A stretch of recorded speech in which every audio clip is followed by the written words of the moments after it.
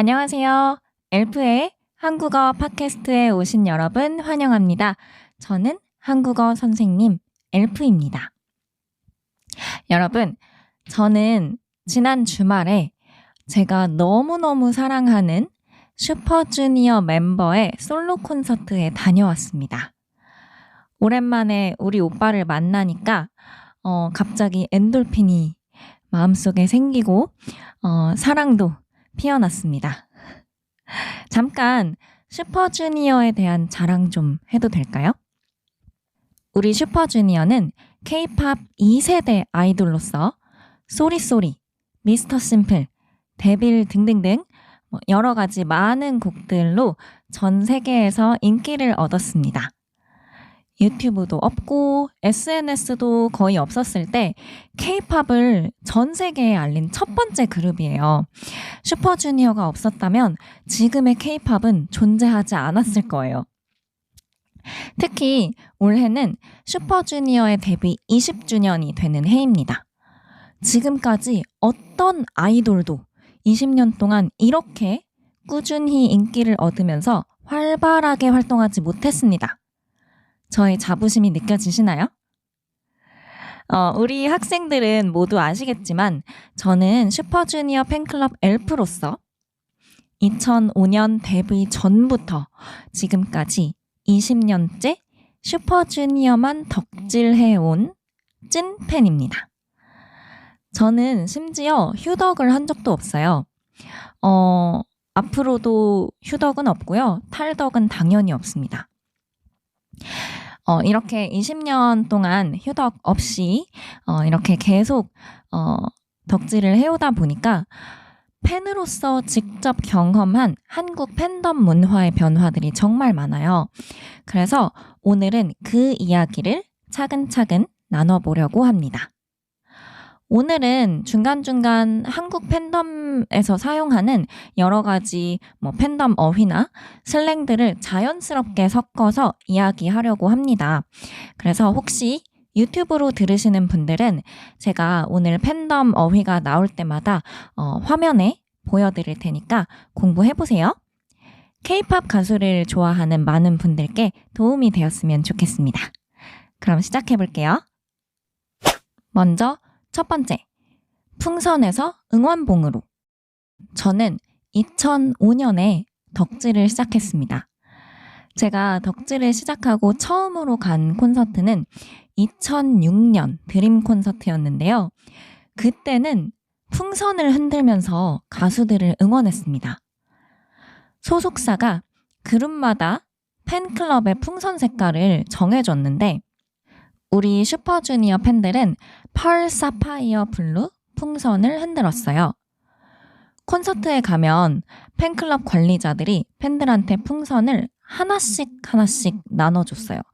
그러면 직접 풍선에 바람 불고 바람 빠지면 다시 불고 콘서트 끝나면 이 풍선을 버릴 수도 없고 근데 터뜨리는 건 조금 무섭고 그래서 나중에는 풍선을 불고 바람을 빼는데 진짜 전문가가 됐었어요.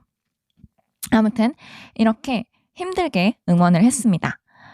근데 수많은 팬들이 같이 풍선을 흔드는 것을 멀리서 보고 있으면 그것도 응원봉처럼 예뻐요.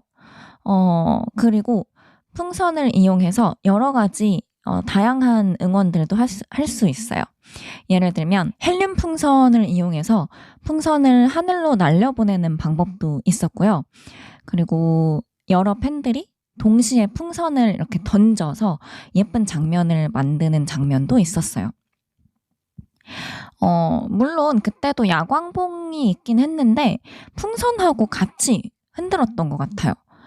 아니면 여러 가수들이 같이 나오는 공연에서는 다른 가수들이 나올 때는 풍선을 흔들고 내가 응원하는 가수들이 나올 때만 야광봉을 켜서 흔들고 그렇게 응원을 했었습니다.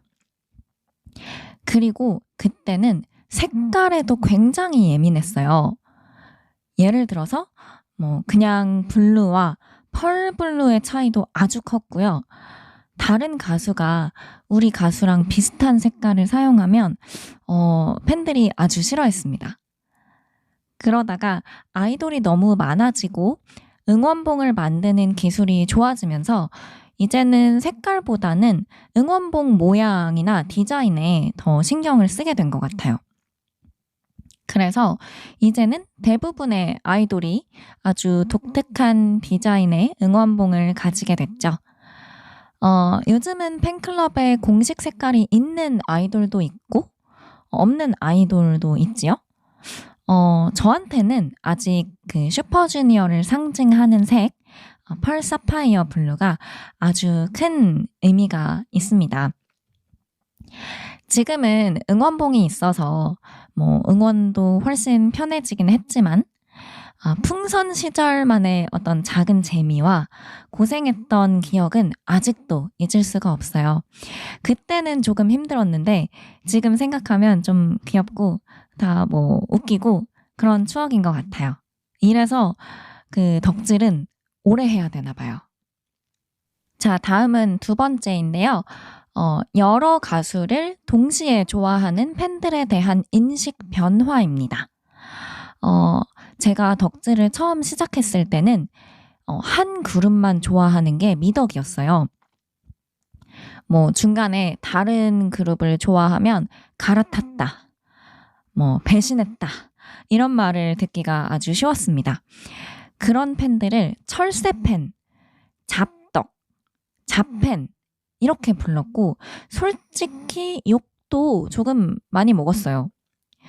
철새팬은 좋아하는 그룹을 자주 바꾸는 팬을 뜻하고 잡덕 또는 잡팬은 여러 그룹을 동시에 좋아하는 팬들을 뜻합니다. 그때는 그런 팬들을 좋지 않게 보는 분위기였고 팬들 사이에서 비판을 받는 경우가 많았어요. 사실 지금은 조금 더 부드러워지긴 했지만 그래도 아직은 한국에서 한 그룹만 좋아하는 팬들을 더 좋게 보는 것 같아요. 그 이유는 사실 이 아이돌과 저 아이돌은 경쟁자잖아요. 그래서 나의 아이돌과 다른 아이돌을 좋아한다는 게 말이 안 되는 거예요. 특히 한국에는 이제 팬클럽이라는 게 있으니까 개인보다 집단을 더 중요하게 생각하기도 하고요. 제 생각에는 한국의 경쟁 문화가 여기에도 영향을 많이 미치고 있는 것 같습니다. 아무튼 저도 덕질을 시작했을 때 이런 분위기가 아주 강했기 때문에 자연스럽게 슈퍼주니어만 좋아하게 된 것 같아요. 그리고 사실 슈퍼주니어 하나만 덕질하는 것도 이미 돈이 많이 들고 시간과 감정이 많이 필요하기 때문에 다른 그룹하고 같이 덕질하는 것은 절대 못했을 것 같아요. 근데 한국 밖에서는 여러 그룹을 좋아하는 일이 아주 흔하지요. 저희 학생들한테도 어떤 그룹을 좋아하냐고 물어보면 대부분 여러 그룹을 좋아한다고 대답하더라고요. 제 최애 그룹은 방탄소년단이고요. 차의 그룹은 세븐틴이에요. 이런 식으로 대답을 합니다. 지금은 제가 많이 익숙해졌는데 처음에는 그게 진짜 신기했어요. 한국도 지금은 많이 부드러워지긴 했지만 아직은 저처럼 한 그룹만 오래 좋아하는 팬들이 더 익숙한 문화인 것 같아요. 물론 제가 한 그룹만 덕질하는 이유는 정말 진심으로 슈퍼주니어보다 멋있는 그룹을 본 적이 없기 때문이에요. 그래서 그냥 다른 그룹한테는 자연스럽게 관심이 안 갔던 거죠. 누군가는 다양한 그룹을 좋아하고 누군가는 저처럼 한 그룹에 집중하고 있잖아요. 그렇게 덕질 방식은 다를 수 있지만 어쨌든 중요한 건 어떤 방식으로든 누군가를 진심으로 좋아하는 마음이겠죠? 결론은 슈퍼주니어 최고. 세 번째, 공개 방송 참여 방식의 변화입니다. 한국에는 인기가요나 뮤직뱅크처럼 음악 방송들이 있습니다. 팬들도 방송국에 가면 그 공연을 볼 수 있어요. 이걸 공개 방송이라고 하는데요.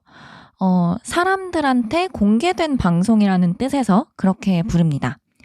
그 방송을 보려면 두 가지 방법이 있었어요. 방송국 홈페이지에서 참여 신청을 하고 추첨을 해서 당첨이 되면 보러 갈 수 있었는데 사실 이게 쉽지 않죠. 너무 많은 사람들이 신청을 하니까요. 그래서 대부분은 그냥 나하고 같은 팬클럽들이랑 같이 들어가는 방법을 선택했습니다. 근데 이것도 진짜 힘들었어요. 예전에는 공개 방송에서 팬클럽이랑 같이 들어가려면 무조건 선착순이었거든요. 먼저 오는 사람이 먼저 들어갈 수 있는 거예요. 그래서 많은 팬들이 밤새 방송국 앞에서 매주 줄을 서서 기다렸습니다. 저는 엄마 아빠한테 혼날까봐 그렇게 전날 가서 밤을 새지는 못했고 보통은 첫 차를 타고 가서 아침 5시나 6시쯤에 도착했어요. 도착하면 그 방송국 앞에서 우리 팬클럽을 찾아요. 그러면 이제 손에 펜으로 선착순으로 번호를 써줍니다. 그 다음에는 그때 녹화가 아마 3시 반인가 4시쯤에 시작을 했는데 그때까지 그냥 계속 앞에서 기다리는 거예요. 근데 들어갈 수 있다는 보장도 없었어요. 몇 명 들어갈 수 있는지 가르쳐 주지 않았거든요. 그래서 저는 한 번은 거의 10시간 넘게 기다렸는데 바로 제 앞에서 입장이 끝난 거예요. 그래서 못 들어가고 그냥 집에 돌아왔던 적도 있어요. 그때는 어릴 때라서 체력도 많았고 그런 걸 하는 게 진짜 당연하게 느껴졌는데 지금은 절대 못할 것 같아요. 그래도 재미있는 기억들은 많습니다. 예를 들면 저는 공개 방송을 가서 우리 슈퍼주니어가 데뷔 후 처음으로 1위를 하는 것도 본 적이 있고요. 슈퍼주니어를 보러 갔는데 갑자기 그 소녀시대가 데뷔하는 무대를 보여줘서 그것도 봤고요. 그리고 그 방송국 경호원이 저한테 학생이 공부를 해야지 공부를 안 하고 왜 여기에 와서 이러고 있냐고. 그래서 저 공부 잘하거든요. 이번에 시험 잘 봤거든요. 이러면서 같이 장난을 친 적도 있습니다. 요즘은 핸드폰 앱으로 신청하는 경우가 많아서 이렇게 선착순으로 줄을 서서 기다리거나 이런 문화는 많이 사라졌죠. 요즘 팬들은 참 편하게 팬질하는구나. 이런 생각을 가끔 합니다. 너무 꼰대 같나요? 어쨌든 그때를 생각하면 지금은 진짜 기술이 많이 좋아졌구나 이런 생각이 들어요. 자, 4번째로 말씀드리고 싶은 부분은 응원법입니다. 응원법은 한국 팬 문화의 꽃이라고 할 수 있어요. 가수가 노래를 부를 때 모든 팬들이 중간중간 약속된 구호를 외치는 것을 응원법이라고 하죠. 이 응원법을 팬들이 정확하게 외우고 목소리를 하나로 모으다 보면 진짜 콘서트가 너무 재밌어져요. 가수들도 팬들의 응원법이 무대에서 들리면 진짜 큰 에너지를 많이 얻는다고 해요. 응원법의 목적은 간단합니다. 우리가 여기에 있어요. 멤버들을 응원하고 있어요. 이런 메시지를 가수에게 전하는 거죠. 저도 슈퍼주니어의 모든 응원법을 거의 다 외우고 있어서 노래가 나오면 그냥 저절로 따라하게 돼요. 그럴 때마다 진짜 팬심이 폭발하고 완전 자부심이 생기거든요. 근데 덕질을 늦게 시작한 늦덕들은 옛날 노래 응원법을 잘 모르고 해외 팬들한테는 이런 응원법 문화 자체가 낯설 수도 있어요. 실제로 저도 해외 콘서트에 몇 번 가봤는데 팬들이 응원법을 잘 외치지 않더라고요. 그리고 오히려 응원법을 열심히 외치고 있는 저를 이상하게 쳐다보는 거예요. 한국 콘서트에서는 그래도 응원법이 더 많이 들리긴 하지만 완전 옛날 노래가 나올 때는 저처럼 이렇게 오래된 팬들이 아니면 응원법을 잘 모르는 경우도 많더라고요. 그럴 때는 우리 멤버들한테 정말 좋은 에너지를 많이 주고 싶은데 제 목소리가 너무 작게 느껴져서 저는 좀 아쉽더라고요. 혼자 이렇게 화이팅! 화이팅! 이렇게 외치니까 좀 오빠들한테 잘 전달이 안 되는 것 같아요. 참고로 예전에는 팬들이 직접 응원법을 만들었어요. 여러분 이거 아셨어요? 근데 언젠가부터는 회사에서 공식 응원법을 만들어주기 시작했어요. 우리 슈퍼주니어 팬들은 그 이유가 우리 때문이라고 믿고 있어요. 예전에 소속사에서 슈퍼주니어의 새로운 멤버를 넣으려고 했는데 그때 우리 팬들하고 소속사 사이에서 갈등이 있었거든요. 그래서 팬들이 소속사한테 전달하는 메시지를 응원법에 넣은 적이 있습니다. 그랬더니 그 후부터는 소속사가 응원법을 만들어주는 시스템이 지금까지 계속되고 있어요. 저는 우리 학생들한테 혹시 K-팝을 좋아하고 한국에 올 기회가 있다면 꼭 한국 콘서트에 가보라고 얘기를 하고 있어요. 정말 추천합니다. 응원법 문화도 정말 재미있고요. 여러분 나라의 콘서트 문화와는 정말 다른 문화를 경험하실 수 있을 거예요. 마지막으로 팬사인회 시스템의 변화에 대해서 말씀드리겠습니다. K-팝 문화를 얘기할 때 팬사인회, 그러니까 팬사를 우리가 빼놓을 수 없죠. 예전에는 앨범 한 장만 사도 팬사에 갈 수 있었어요. 지금은 어때요? 앨범을 수십 장, 수백 장 사야 당첨되는 추첨 시스템이 되었죠. 그래서 저도 집에 앨범이 진짜 산처럼 쌓여 있고요. 다들 자본주의 팬싸다 이렇게 부르기도 합니다. 처음에 팬사인회에 이 응모 시스템이 등장했을 때 저는 솔직히 좀 충격적이었어요. 그리고 예전에는 한 300명씩 추첨했거든요. 근데 요즘은 그냥 몇십 명 정도만 뽑더라고요. 코로나 이후에는 영상 통화 팬싸, 그러니까 영통 팬싸도 생겼고요. 여러 가지 새로운 팬싸 문화들이 생기게 되었죠. 팬싸는 단순히 그냥 사인을 받는 자리가 아닙니다. 그 짧은 시간 동안 멤버가 제 눈을 보고 제 말을 듣고 웃어주는 그 경험이 너무 특별하거든요. 진짜 짧지만 너무너무 소중한 시간입니다. 저의 첫 팬싸 경험은 아직도 정말 생생해요. 슈퍼주니어의 첫 화보집 발매 기념 팬싸였는데 그때는 지금처럼 당첨돼서 갈 수 있고 이런 시스템이 아니었어요. 그때는 화보집을 하나 사면 한 번 사인해주고 2개 사면 2번 사인해주고 그랬어요. 근데 저는 그때는 너무 어려서 그냥 하나만 샀는데요.